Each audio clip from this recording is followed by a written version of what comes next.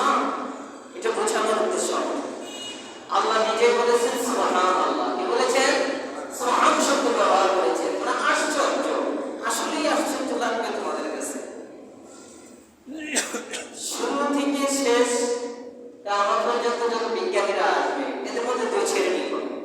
এক শ্রেণী গবেষণা করে বলবে ঠিক নবীর মেরাজ হয়েছে, আরেক শ্রেণী গবেষণায় আসবে না, তারা বলবে এটা সম্ভব না।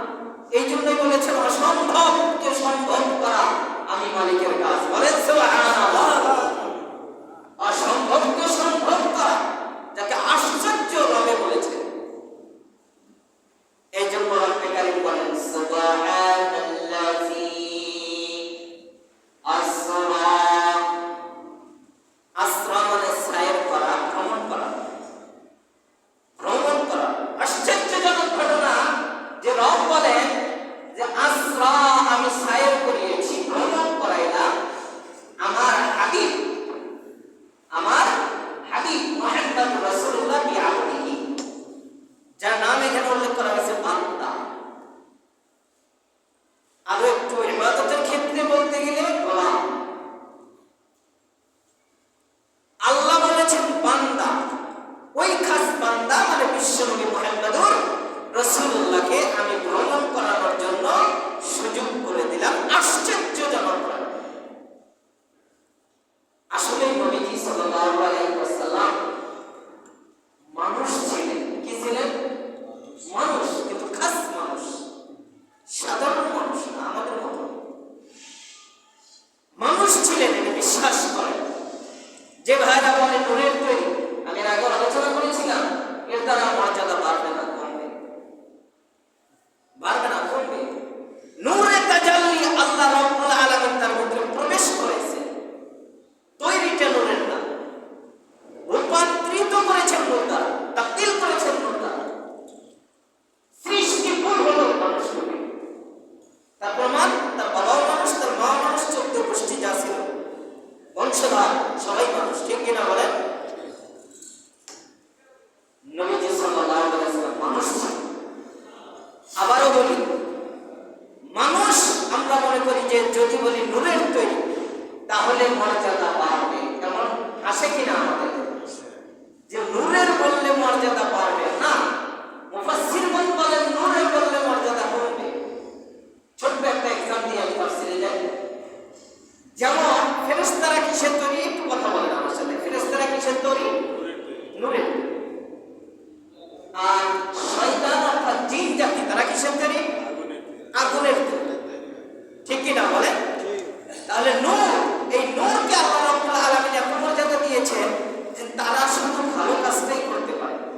কি কাজটা করতে পারে? ভালো কাজ। ফেরেশতারা শুধু ভালো কাজ করতে পারে, তারা খারাপ কাজ করতে পারে না।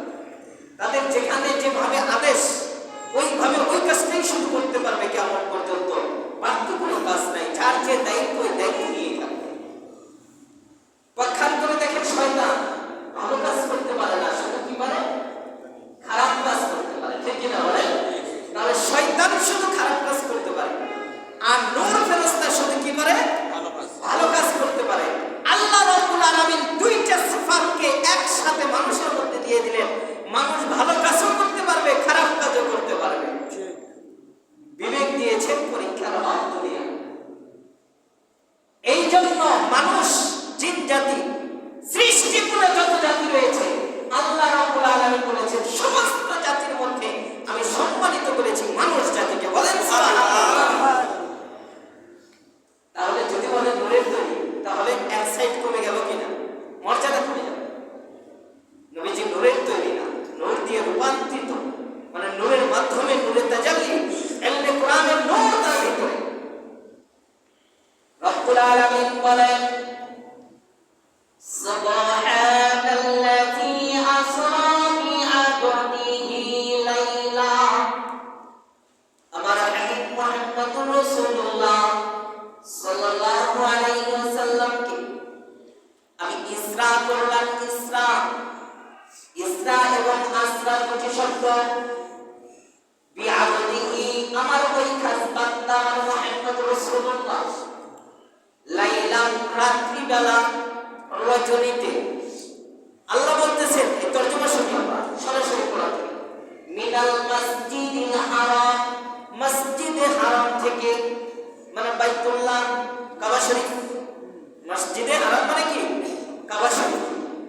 শরীফ থেকে ইলাল মসজিদিল আকসা, বর্তমান ফিলিস্তিন বাইতুল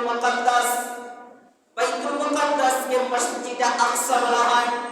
এর মধ্যে অনেকটি মসজিদ আছে, একটা মসজিদের নাম হলো মসজিদে আকসা।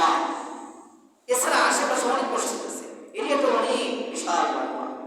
মসজিদে আকসা পর্যন্ত আল্লাযী বারাকনা, শুধুমাত্র আকসাকে বরকত দান করি নাই, আশেপাশে এরিয়ার ভিতরে যত মসজিদ আছে, যত জমি আছে, যত ভূমিকা রয়েছে, সমস্ত জায়গায় আমি বরকত দান করেছি। বলেন সুবহানাল্লাহ। হাওলাহুম, আশেপাশে যা আছে সব শুধু মসজিদে আকসা। লিনুরিয়াহু, বিশ্ব নবীকে দৃষ্টিগোচর করিয়েছি, দেখানোর সুযোগ করেছি আমি। মিন আয়াতিনা, আমি রবের নিদর্শনগুলো। ওয়াস সামিউল বাসীর, আমি রব দেখি এবং শুনি, সব খবর রাখি। বিশ্বনবী যে সব কিছু করলেন, আমি সুযোগ দিলাম, আমি শুনি এবং দেখি, আমি শুনি এবং দেখি। তর্জমা বুঝে আসছে আমাদের? তাহলে সর্বশেষে আবারও একটু বলি, বিশ্বনবীকে বাইতুল্লাহ থেকে বাইতুল মুকাদ্দাস আমি ভ্রমণ করার সুযোগ দিয়েছি।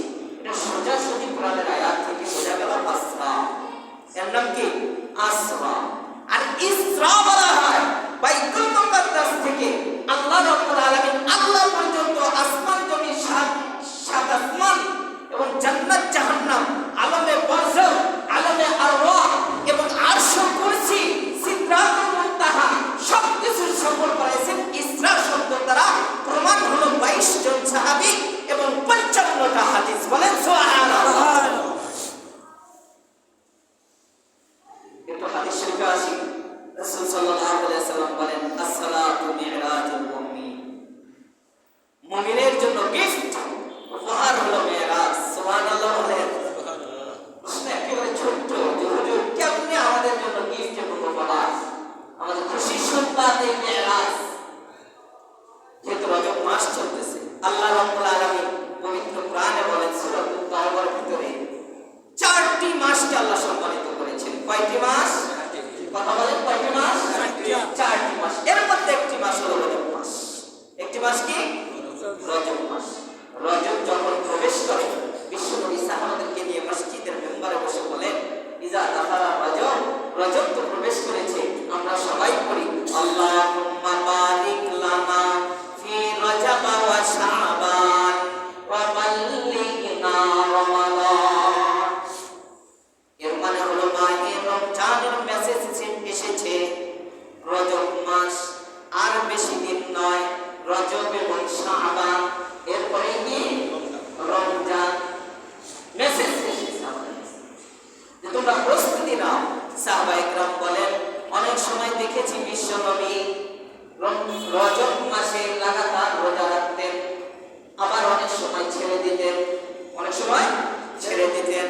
বিশ্বনবী যখন রোজা রাখা শুরু করেন, মনে হয় যে আর রোজা ছাড়বে না, আবার যখন ছেড়ে দিতেন রজব মাসে, আমরা ভাবতাম যে আর রোজা রাখবে না, আর রোজা রাখবে না। কিভাবে রোজা রাখতেন? শুধু 27 তারিখ আমরা রোজা দিয়ে পাগল হয়ে যাই, শুধু 27 তারিখ জাগরণের জন্য আমরা পাগল হয়ে যাই, 26 তারিখ দিবাগত রাত্রিতে আমরা পাগল হয়ে যাই, সরকারি ছুটি হয়ে যায়। বিশ্বনবী বলেন, না, রমজানের প্রস্তুতির জন্য তোমরা রোজা রাখতে পারো, 5 দিন 10 দিন লাগাতার ছেড়ে দাও, রোজা রাখার জন্য প্র্যাকটিস করো, ট্রাই করো। মাহে রমজান চলে এসেছে, মাহে রমজান চলে এসেছে, ট্রাই করো। এখন এই মেরাজ আমাদের মাঝে এত সম্মানিত কেন? ইতিহাসটা আমরা জেনে নিই। রাসূল সাল্লাল্লাহু আলাইহি ওয়াসাল্লামের চাচাতো বোন, রাসূল সাল্লাল্লাহু আলাইহি ওয়াসাল্লামের চাচাতো বোন উম্মে হানি রাদিয়াল্লাহু তাআলা আনহা, আলী রাদিয়াল্লাহু তাআলা আনহুর আপন বোন, তার ঘরে বিশ্বনবী রাত্রি যাপন করেছেন। সেই বছর 10 হিজরি আম্মা জান খাদিজা 55 বছর বয়সে ইন্তেকাল করেছেন। এর আগে আমরা জানি বিশ্বনবীর মা, বাবা, দাদা ইন্তেকাল করেছে। ছিল সহযোগী, সহধর্মণী আম্মা জান খাদিজা, এবং আর্থিক সহযোগিতা, রাষ্ট্রীয় সহযোগিতা, সর্বক্ষেত্রে দেখাশোনা আলী রাদিয়াল্লাহু তাআলা আনহুর বাবা।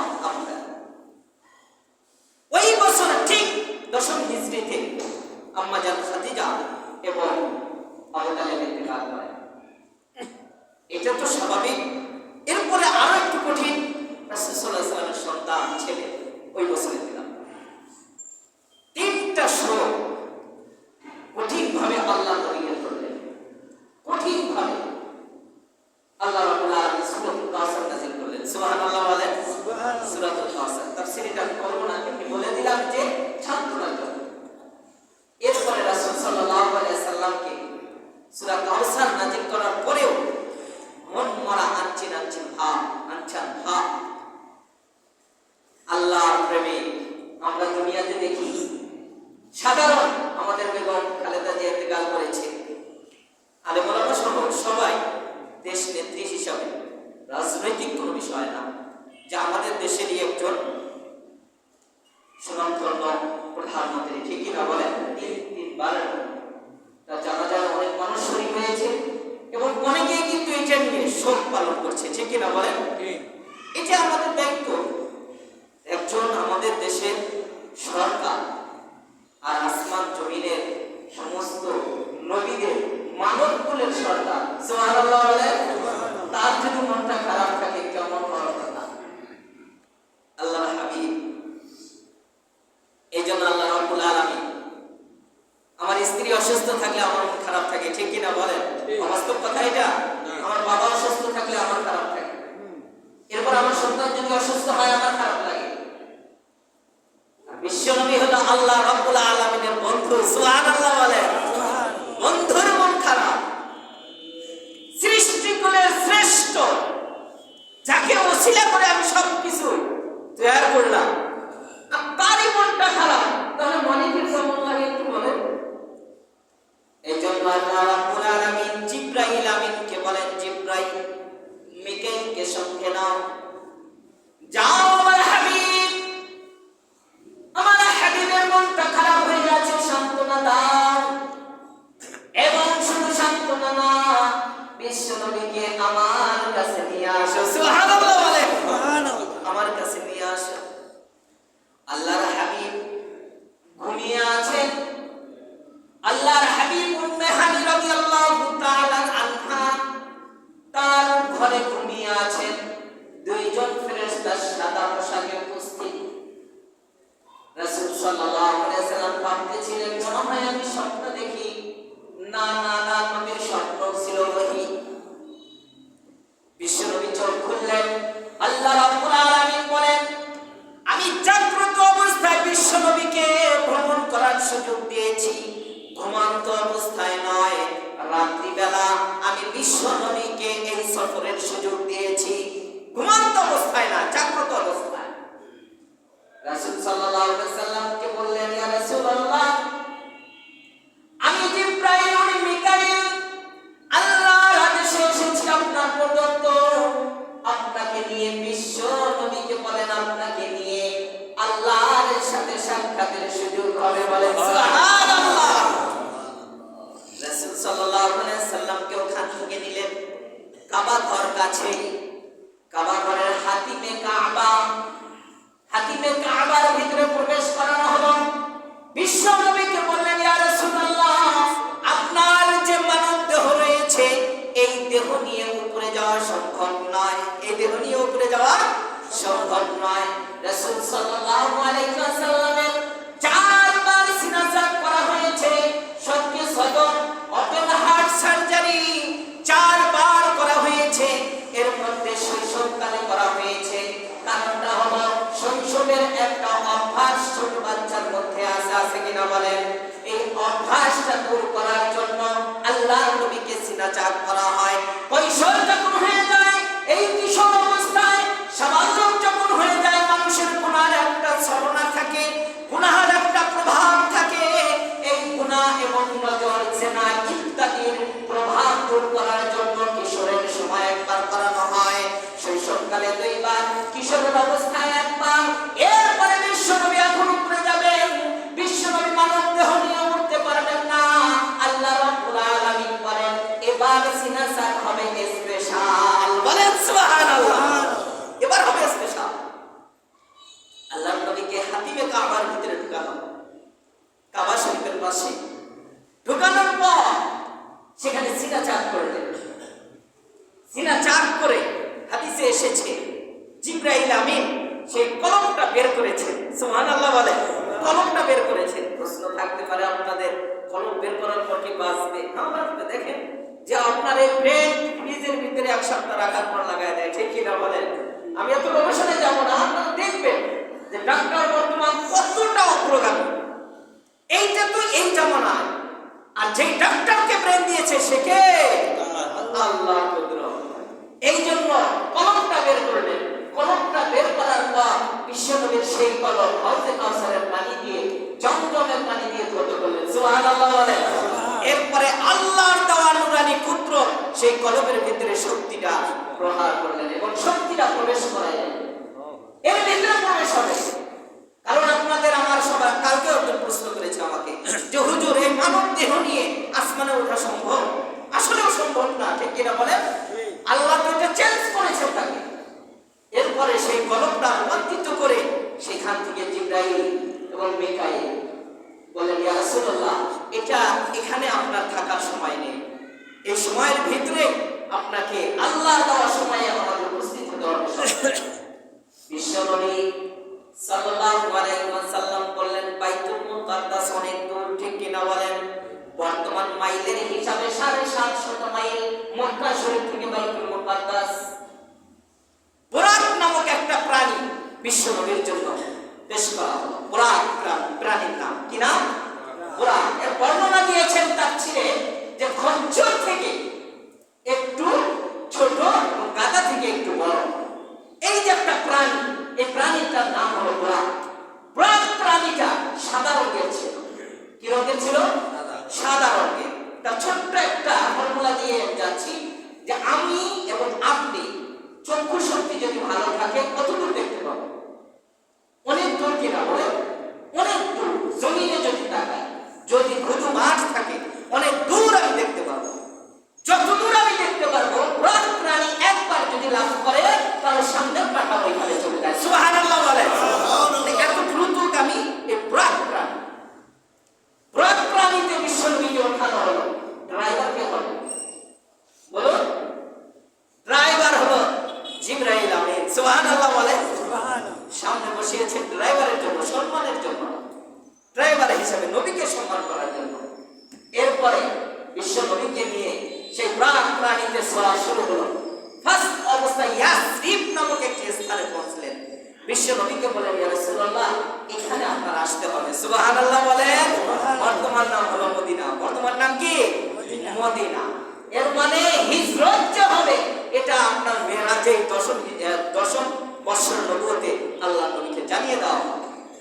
সেইখান থেকে বুরাক প্রাণী করে ফিলিস্তিনের জমিনে পৌঁছে গেলেন তুর পাহাড়ে।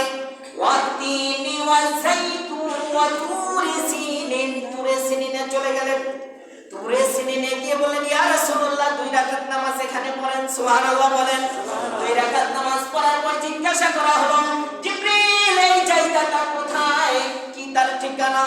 জিবরাইল আমিন বললেন, এই জায়গা হলো আপনার ভাই মুসা নবুয়ত প্রাপ্ত হয়েছে। বলেন সুবহানাল্লাহ। ওইখান থেকে বিশ্বনবীকে না হলো বাইতুল মুকাদ্দাস, মসজিদে আকসা। আল্লাহ রাব্বুল আলামিন বলেন, ইলাল মাসজিদিল আকসাল্লাযী। মসজিদে আকসাতে নাও। মসজিদে আকসাতে যাওয়ার পর সেই বুরাক প্রাণীটা ওই পাথরের সাথে বেঁধে রাখা হলো, যেই পাথরে মুসা, ঈসা এবং অন্যান্য নবী সুলাইমান তারা তাদের বাহনকে বেঁধে রেখেছিল। সেই দাগটা ছিল, সেই দাগের সাথেই, সেই নিশানাতেই ওই বুরাক প্রাণীটা বাঁধা হলো। বলেন সুবহানাল্লাহ। এখনো যদি আপনি যান, সেই পাথর আসবে এবং যেখানে বাঁধা হয়েছিল সেই দাগটা রয়েছে। সুবহানাল্লাহ বলেন। এখনো আছে সেটা। সেখানে বাঁধার পর প্রশ্ন করলেন, এই পাথরে কেন বাঁধা হলো? বা এই পাথরে আপনার পূর্বপুরুষের ভাইয়েরা, বাবারা সবাই এই পাথরে বেঁধে রেখেছিল। সুবহানাল্লাহ বলেন। এরপর বিশ্ব নবীকে নিয়ে এখন সেই মসজিদে আকসা দেখানো হলো। দেখানোর পর আল্লাহর হাবিব এখন প্রশ্ন করলেন যে মসজিদে আকসায় আমরা কি করব? বলে, মসজিদে আকসার ভিতরে আল্লাহ রাব্বুল আলামিনের শুকরিয়ার নামাজ আদায় করতে হবে। সুবহানাল্লাহ বলেন। আসলে মহল্লার মুসল্লি সেখানে থাকবে না না, আজকের মুসল্লি যারা হবে সেই বাইতুল মুকাদ্দাসে তারা সাধারণ কোন মুসল্লি না, সাধারণ কোন মানুষই না, তারা হলো শুরু থেকে আদম থেকে বিশ্বনবী পর্যন্ত 1 লক্ষ অথবা 1.5 লক্ষ বা 2.5 লক্ষ যত পয়গম্বর আল্লাহ সৃষ্টি করেছেন, নাজিল করেছেন, সমস্ত পয়গম্বররা সেখানে নামাজ পড়বেন। সুবহানাল্লাহ। পরিচয়ের জন্য, মিলন মেলার জন্য আল্লাহর হাবিব সেখানে দাঁড়িয়ে থাকার পর এলান করতে হবে। এলানের ভিতরে আশহাদু আন্না পর্যন্ত করার পর জিবরাইল থেমে যান। জিবরাইল থামার পর আল্লাহ রাব্বুল আলামিন গায়েব থেকে জানান, জিবরাইল তুমি থেমে যাও কেন? কয় পরওয়ারদিগার, কার নাম দেব এখানে? কে ইমামতি করবে? কে আসবে? তুমি নিয়ে আসছো কাকে? আমি নিয়ে এসেছি দোজাহানের নবীকুলের সরদার মুহাম্মদুর রাসূলুল্লাহ সুবহানাল্লাহ।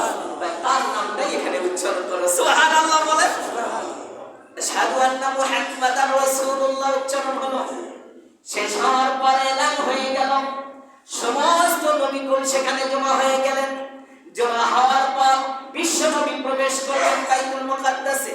প্রবেশ করার সময় বিশ্বনবী এদিক ওদিক তাকান এবং নবীগণ বিশ্বনবীর দিকে তাকায় থাকেন, একজন আরেকজনের সাথে কথা বলেন। তাফসীরের মধ্যে কে আজকে ইমামতি করবে, কার এত যোগ্য আর কে এত সম্মানিত, পরস্পর আলোচনা করেন। কেউ কাউকে চেনেন না, শুধু প্রশ্ন করেন। প্রশ্নের মধ্যে হঠাৎ করে বিশ্ব নবী মুহাম্মদুর রাসূলুল্লাহ মসজিদের মধ্যে প্রবেশ করলেন। প্রবেশ করার পর জিবরাইল বললেন, ইয়া রাসূলুল্লাহ, আল্লাহর আদেশ হলো আজকে আপনি নবীদের ইমামতি করবেন। সুবহানাল্লাহ। ইমামুল মুরসালিন, আজকে নবীদের ইমাম হবেন আপনি। সেই মুসাল্লার ভিতরে বিশ্বনবী দাঁড়াইলেন। দাঁড়ানোর পর নামাজ শেষ হলো 2 রাকাত নফল নামাজ এবং শুকরিয়ার নামাজ। এই 2 রাকাত নামাজ শেষ করে জিবরাইলকে বললেন বিশ্বনবী যে আমার পার্সোনাল কিছু কথা রয়েছে। সুবহানাল্লাহ বলেন। আল্লাহর নবী সমস্ত নবীদেরকে সামনে নিয়ে কে কোন নবী ওইখানে তো ওইটা সময় নাই, কিন্তু বিশ্বনবী ভাষণ দিলেন। কি দিলেন? বয়ান করলেন, বক্তব্য দিলেন সংক্ষিপ্ত। এই বক্তব্য দেওয়ার পর একজন নবী আরেকজন নবীকে বলে, এই জন্যই তো ইমামতির সুযোগ পেয়েছে। সুবহানাল্লাহ। তার যে বক্তব্যের ধারা, প্রধান বক্তা তো প্রধান বক্তাই হয়, ঠিক কিনা বলেন? প্রধান বক্তা হয় না।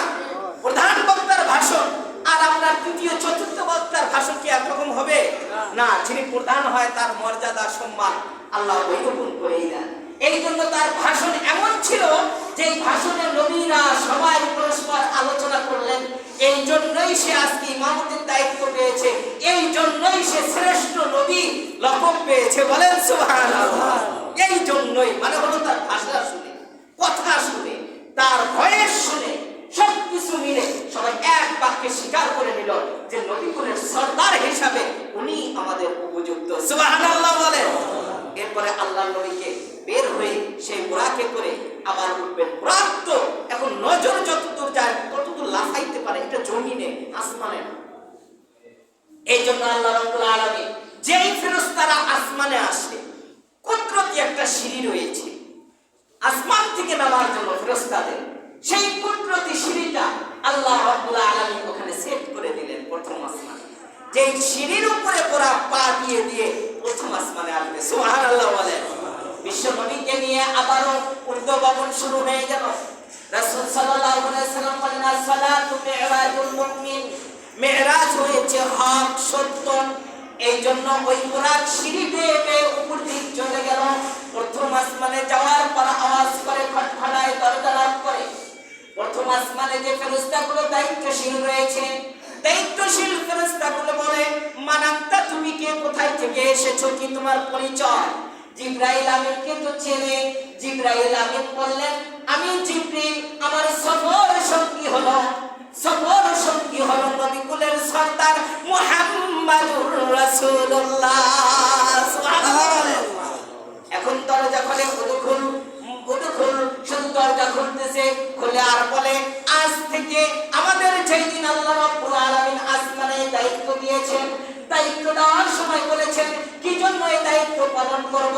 আল্লাহ রাব্বুল আলামিন বলেছেন, আমার একজন হাবিব, আমার একজন বন্ধু মুহাম্মদুর রাসূলুল্লাহ এই দরজা দিয়ে প্রবেশ করবে, ওই যতদিন পর্যন্ত প্রবেশ না করবে ততদিন পর্যন্ত শুধু আহলান সাহলান ইয়া মুহাম্মদ, আহলান সাহলান ইয়া মুহাম্মদ, ওয়েলকাম ইয়া মুহাম্মদ বলতে থাকো। বলেন সুবহানাল্লাহ। শুধু এই শব্দই তোমরা বলতে থাকবে। তোমাদের একটা মাত্র ডিউটি যে মুহাম্মদ এই দরজাতে প্রবেশ করবে আর তোমরা দরজাটা খুলে দিবে। সুবহানাল্লাহ বলেন। এটা শোনার সাথে সাথে ফেরেশতারা ধন্য, যেই নবীর জন্য আজ পর্যন্ত এখানে দাঁড়ায় আছি সেই নবী তো প্রবেশ করেছে, এই জন্য দরজা খুলে দিলেন, স্বাগতম জানাইলেন। জানানোর পর বিশ্বনবী প্রবেশ করলেন। প্রথম আসমান কত দূরত্ব আগামী জুমায় ইনশাআল্লাহ বিস্তারিত বলবো। প্রথম আসমান থেকে আবার দ্বিতীয় আসমান, দ্বিতীয় আসমান থেকে তৃতীয় আসমান, এইভাবে একের পর এক সপ্তম আসমানে উঠবেন বিশ্বনবী মুহাম্মদ রাসূলুল্লাহ। আর প্রত্যেক আসমানেই ফেরেশতাগুলো আল্লাহ নবীকে স্বাগতম জানাচ্ছে। প্রত্যেক আসমানের ভিতরে আল্লাহর বিশেষ কিছু নবীদের স্থান রয়েছে। সেই স্থানীয় নবীদেরকে আল্লাহ রাব্বুল আলামিন বিশ্বনবীকে দেখার ও মুলাকাত করার সুযোগ দিয়েছেন। বলেন সুবহানাল্লাহ। প্রথম আসমানে আদম আলাইহিস সালাতু ওয়াস সালাম। আদমের ডান পাশে কিছু মানুষ, বাম পাশে মানুষ। আদম যখন ডান দিকে এইভাবে তাকায়, তাকানোর পর হেসে দেয়। সুবহানাল্লাহ বলেন। আবার যখন বাম দিকে তাকায় এই সময় কান্না করে। জিবরাইলকে জিজ্ঞাসা করেন বিশ্বনবী যে এই লোকটা ডান দিকে তাকায়, হাসে, বাম দিকে তাকায়, আবার কান্না করে। জিবরাইল বলেন হুজুর, ডান দিকে যে মানুষগুলো রয়েছে এই মানুষগুলো হলো জান্নাতি, আদমের সন্তান। ডান দিকে তাকানোর সাথে সাথে মনটা ভরে যায়। আবার যখন বাম দিকে তাকায়, বাম দিকেও আদমের সন্তান জাহান্নামী। আদমের ডান পাশে যারা তারা জান্নাতি, আদমের বাম পাশে যারা তারা জাহান্নামী। এই জন্য নিজের সন্তানের দিকে তাকায় আর হাসে, আবার নিজের সন্তানের দিকে তাকায় আর কান্না করে। এই পরিচয় দিলেন। দ্বিতীয় আসমানে উঠলেন ঈসা আলাইহিস সালাম। সাক্ষাৎ হয়ে গেল, ঈসার সাথে কথা হয়ে গেল। তৃতীয় আসমানে ওঠার পর ইউসুফ আলাইহিস সালামের সাথে সাক্ষাৎ হলো। ইউসুফ সুন্দর না নবী সুন্দর? এই জন্যই নবী বলেছে আল্লাহ রাব্বুল আলামিন আমাকে বেশি সৌন্দর্য দিয়েছেন। বলেন সুবহানাল্লাহ। সচক্ষে তো দেখেছেন, সচক্ষে দেখেছেন। এই জন্যই সে গ্রান্তি সহকারে বলেছে সাহাবাদেরকে যে কে কেমন? বলে চন্দ্র আর সূর্য, চন্দ্র আর সূর্য। আমি না নবী চন্দ্রের মতো, আর ইউসুফ হলো সূর্যের মতো। ইউসুফ কিসের মতো? সূর্যের মতো। সূর্যের দিকে বেশিক্ষণ তাকানো যায় না, চন্দ্রের দিকে সব সময় তাকানো যায়। ঠিক কিনা বলেন? এরপরে বিশ্বনবী চতুর্থ আসমানে উঠলেন। চতুর্থ আসমানে ইদ্রিস আলাইহিস সালামের সাথে সাক্ষাৎ। 70টি ভাষার জ্ঞান দিয়েছিলেন ইদ্রিসকে। ইদ্রিস আলাইহিস সালাম জীবিত অবস্থায় আজরাইলের সাথে একটি কন্টাক্ট করে চলে যায়। সুবহানাল্লাহ বলেন। এটা পরে বলবো ইনশাআল্লাহ। এরপর পঞ্চম আসমানে ওঠেন। পঞ্চম আসমানে হারুন আলাইহিস সালামের সাথে সাক্ষাৎ। ষষ্ঠ আসমানে মুসা কালিমুল্লাহর সাথে সাক্ষাৎ। সপ্তম আসমানে ইব্রাহিম খলিলের সাথে সাক্ষাৎ। ইব্রাহিম আলাইহিস সালাম ছোট বাচ্চাদেরকে নিয়ে, ছেলে এবং মেয়ে, শিক্ষা দিচ্ছেন কোরআন হাদিস। রাসূল সাল্লাল্লাহু আলাইহি ওয়াসাল্লাম জিজ্ঞাসা করেন যে ওনার পরিচয় কি? ওনার পরিচয় আপনার পিতা ইব্রাহিম আলাইহিস সালাম। বলেন সুবহানাল্লাহ। এই ছোট বাচ্চা নিয়ে উনি এখানে গাছের নিচে কি করেন? এই ছোট বাচ্চাগুলো হলো হুর এবং গিলমান। সুবহানাল্লাহ বলেন। হুর এবং গিলমান। গিলমান এবং হুর ওখানে ছোট্ট তাফসীর করেছে যেই বাচ্চাগুলো শিশুকালে ইন্তেকাল করে দুনিয়ার ভিতরে, যেই বাচ্চাগুলো শিশুকালে ইন্তেকাল করে দুনিয়ার ভিতরে, এই বাচ্চাদেরকে ইব্রাহিম আলাইহিস সালাম সেখানে কোরআনের দরস দিচ্ছেন। সুবহানাল্লাহ। এবং তারা জান্নাতীদেরকে পিয়ালা নিয়ে মদের এবং দুধের নানান জান্নাতি খাবার নিয়ে ওই বাচ্চা গেলমানগুলো সামনে দিয়ে দৌড়াদৌড়ি করবে। ওইটা আপনারই বাচ্চা। এটা কার বাচ্চা? আপনারই। শিশুকালে যিনি ইন্তেকাল করেছে ওই বাচ্চাদেরকে কিয়ামত পর্যন্ত কোরআনের জ্ঞান শিক্ষা দিচ্ছেন এবং ওহীর জ্ঞান শিক্ষা দিচ্ছেন ইব্রাহিম আলাইহিস সালাম। সপ্তম আসমান শেষ।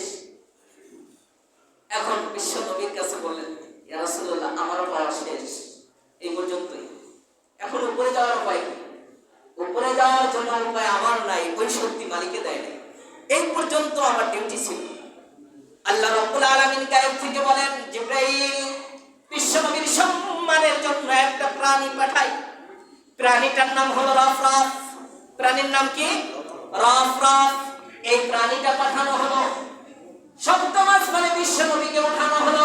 ওই প্রাণী এত বিদ্যুৎ গতিতে চলতে পারে, একটি লাফে আল্লাহ রাব্বুল আলামিনের সিদরাতুল মুনতাহায় পৌঁছে গিয়েছে। সুবহানাল্লাহ। সিদরাতুল মুনতাহা বড়ই গাছ, এই বড়ই গাছ থেকে আল্লাহর আরশুল কুরসিতে পৌঁছিয়েছেন। পৌঁছার পর আল্লাহ রাব্বুল আলামিনের কুদরতি সিংহাসনের কাছে বিশ্ব নবী নামাজের শুরুতে বসেছেন। সুবহানাল্লাহ। নামাজের শুরুতে বসেছেন। বসার পর বন্ধুর সাথে কথা, সান্ত্বনা, এই কথাগুলো ইনশাআল্লাহ আগামী জুমাতে হবে। এর মধ্যে আমরা কিছু বলি যে মেরাজ যে হয়েছে এটা হক। মেরাজ হয়েছে হক। বিশ্ব নবীকে আল্লাহ সম্মান করে নিয়েছেন তিনটি যানবাহনের মাধ্যমে। একজন হলো খাস নূর জিবরাইল, এরপরে হলো দুনিয়ার একটা প্রাণী সাদৃশ্য বোরাক, আসমানের একটা প্রাণী রফরফ। এই তিনজনের সাহায্যে বিশ্ব নবীকে আল্লাহ পর্যন্ত মেরাজের সুযোগ দিয়েছেন কে? আল্লাহ। আল্লাহ। এক একটি আসমান এক একটি ধাতু দিয়ে তৈরি, কোনটা লোহার, কোনটা পিতলের, কোনটা আগুনের, কোনটা বরফের। আচ্ছা বলুন, এই লোহা, আগুন, সীসা সবকিছু ভেদ করে আপনি প্রবেশ করতে পারবেন না। এই প্রবেশের শক্তি যা আল্লাহ রাব্বুল আলামিন তাকে সিনা চাক করে ওই শক্তি প্রবেশ করাইছেন। বলেন সুবহানাল্লাহ। এখন দুজনে কথোপকথন চলছে এবং বন্ধুত্ব সালাম আল্লাহ রাব্বুল আলামিনের কাছে বিশ্বনবী হাদিয়া দিয়েছেন, আল্লাহ রাব্বুল আলামিনও তাকে হাদিয়া দিয়েছেন।